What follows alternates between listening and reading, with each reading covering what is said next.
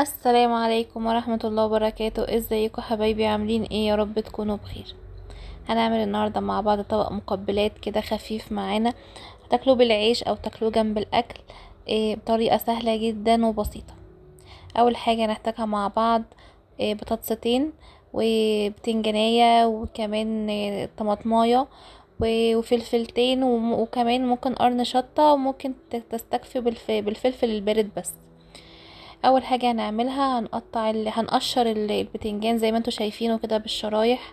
ممكن تسيبيها زي ما هي عادي، وبعدين هتقطعيها شرايح زي ما انت شايفه كده بالظبط. تبداي انك تقطعيها مكعبات، مكعبات متوسطه زي ما انت شايفاها كده بالظبط.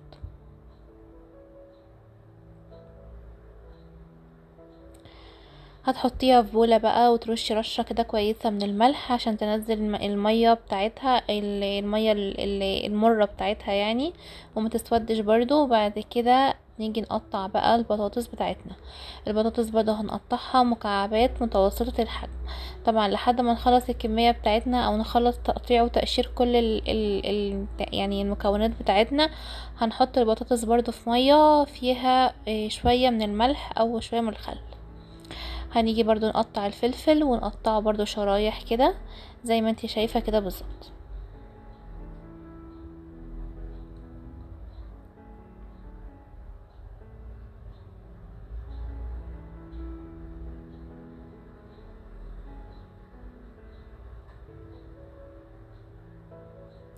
هنقطع الطماطم برضو زي ما انتي شايفاه.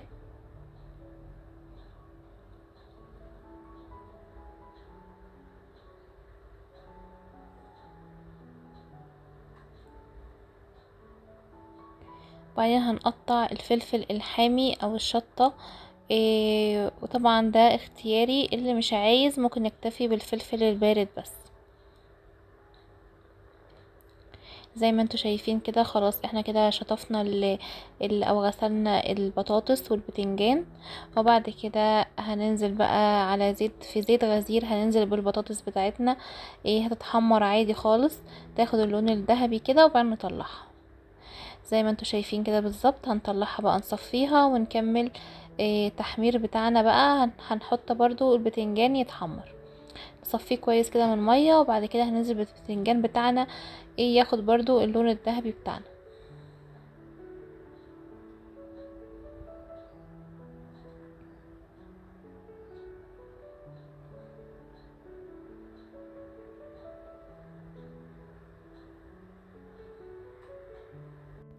في طاسة بقى على النار هنحط شوية من الزيت، هننزل عليها بمعلقة كبيرة من الثوم المفروم.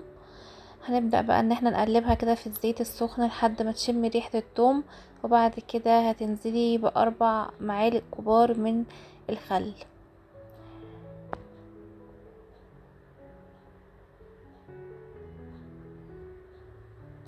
هتاخدي بقى تقليبة كده، وبعد كده هتنزلي بالطماطم بتاعتنا او عصير الطماطم بتاعتنا.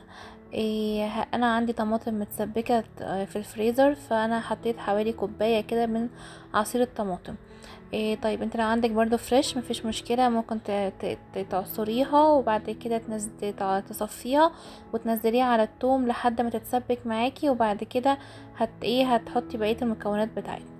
طيب انا كانت لسه متجمده في الفريزر، فحطيت نص كوبايه من الميه عشان خاطر بس التجميد ده يفك معايا شويه.